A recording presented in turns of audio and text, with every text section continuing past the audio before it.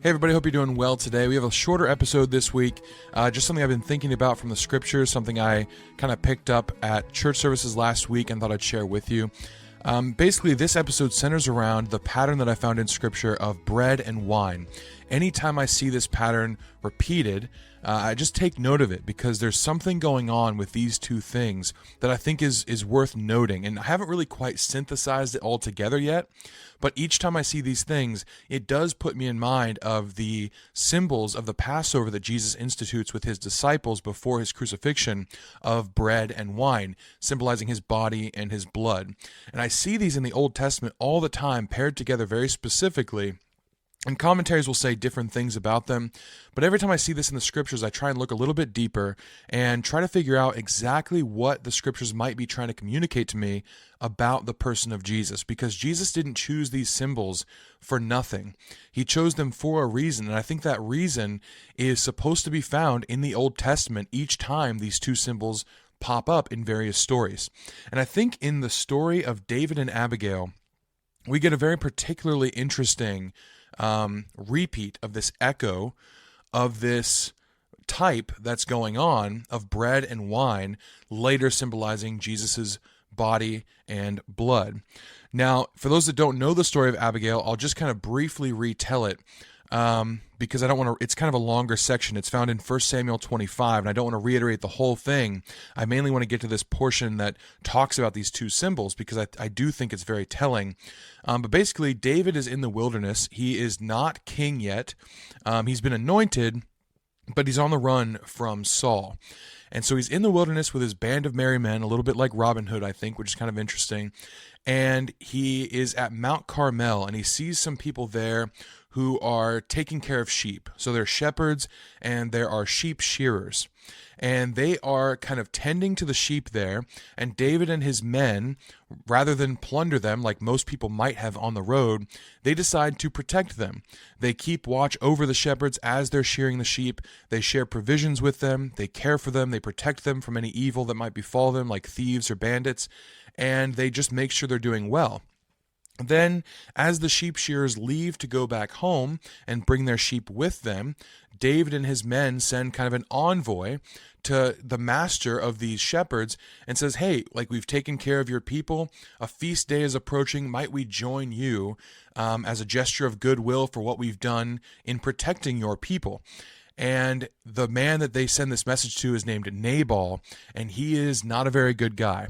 He sends back a message to David saying, like, absolutely not. Like, what have I to do with you? You're not the rightful king. You are nothing to me. I don't care about your kindness you've done to my men. Get out of here. Stay away. David does not take very kindly to this. He doesn't like this response, and maybe his pride's a little bit hurt. I'm not sure if his response back to Nabal is a good and godly one or not. We're not often told the details of people's responses, whether or not they were a good response or a bad response. Often we're just told they responded in this way. But David is furious, and so he goes and he collects all of his men. He says, we are going to make this guy pay. We are going to let him know that what he just told us is not okay. We protected his people, we shared with them, we kept them safe, and now he's going to respond to us by treating us like vagabonds and just leaving us in the wilderness while a celebration and a holy time is coming upon us.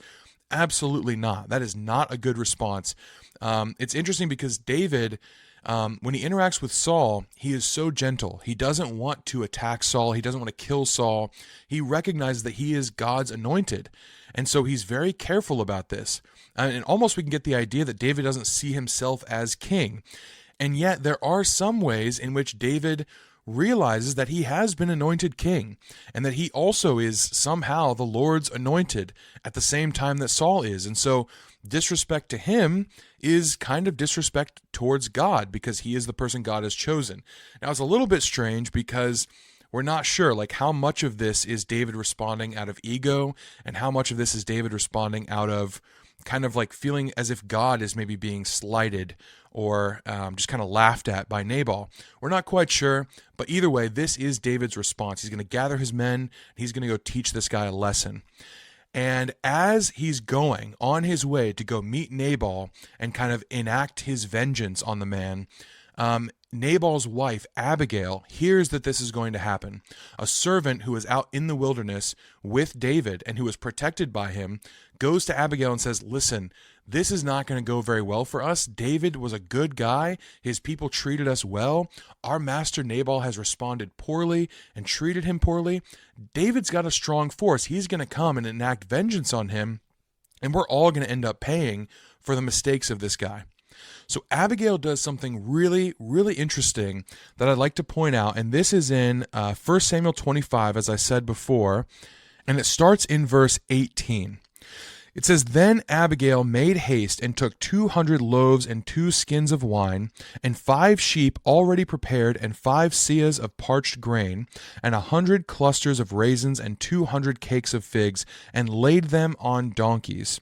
And she said to her young men, Go on before me, behold, I'm coming after you. But she did not tell her husband Nabal. And as she rode on the donkey and came down under cover of the mountain, behold, David and his men came down toward her, and she met them. So here we have the 2 symbols we were talking about earlier, the grain and the wine, and there are other things added to them, but interestingly, all of them kind of fall into the categories of grain and wine anyways. Even the raisins, like the cakes of raisins, the Hebrew there just means pressed, things that are pressed, like olive oil, like wine, and we see those symbols being used very regularly, centering around the crucifixion as well. Jesus prays in the Garden of Gethsemane, where olives are pressed into olive oil, and he is feeling pressed and pressured by the ordeal he is about to undergo. Also wine, the grapes are pressed to make the juice come out of them so that wine can be made from the fermented grape juice. And so we have these other symbols alongside the grain and the wine, but they're also still very much related to the grain and the wine. They're almost like subheadings. And so Abigail comes to David laden with gifts on a donkey, and she is going to go take care of the situation that her husband Nabal kind of threw into disarray. And it says this, Now David had said, Surely in vain have I guarded all that this fellow has in the wilderness, so that nothing was missed of all that belonged to him. And he has returned me evil for good. God do so to the enemies of David, and more also, if by morning I leave so much as one male of all who belong to him. When Abigail saw David, she hurried and got down from the donkey and fell before David on her face and bowed to the ground. She fell at his feet and said, On me alone, my lord, be the guilt. Please let your servant speak in your ears, and hear the words of your servant. Let not my lord regard this worthless fellow Nabal, for as his name is, so is he. Nabal is his name, and folly is with him. But I, your servant, did not see the young men of my lord whom you sent. Now then, my lord, as the Lord lives and as your soul lives, because the Lord has restrained you from blood guilt and from saving with your own hand, now then let your enemies and those who seek to do evil to my lord be as Nabal. And now let this present that your servant has brought to my lord be given to the young men who follow my lord. Please forgive the trespass of your servant, for the Lord will certainly make my lord a sure house, because my lord is fighting the battles of the Lord, and evil shall not be found in you so long as you live. So she offers David a blessing here, and it's so interesting that she's bringing these gifts on behalf of Nabal. What I want to point out here is that it can be interesting that we see the symbols of bread and wine found throughout the rest of the Old Testament and finally adopted by Jesus at the Passover before his crucifixion. But interestingly, the entire story of Abigail really falls step by step in line with the story of Jesus Christ. This is known as typology, and I've talked about it before on the podcast, where just a person, an event, a story, a place, or a thing represents something to come. It's almost like pictorial prophecy.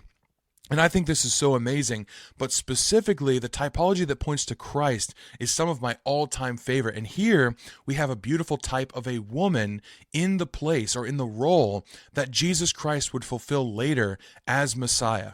Who else is it that comes before a king riding into the city on a donkey with gifts of reconciliation, of grain and wine, to take on the sin of an evil person before a king of righteousness? And say, place that sin on me and forgive the sin of the evil person. Who else does this besides Jesus Christ? Nobody. And Abigail here is the perfect picture of it. What's also interesting about this is that the setting of this whole story takes place at the time where sheep are being sheared in Israel. When does this happen?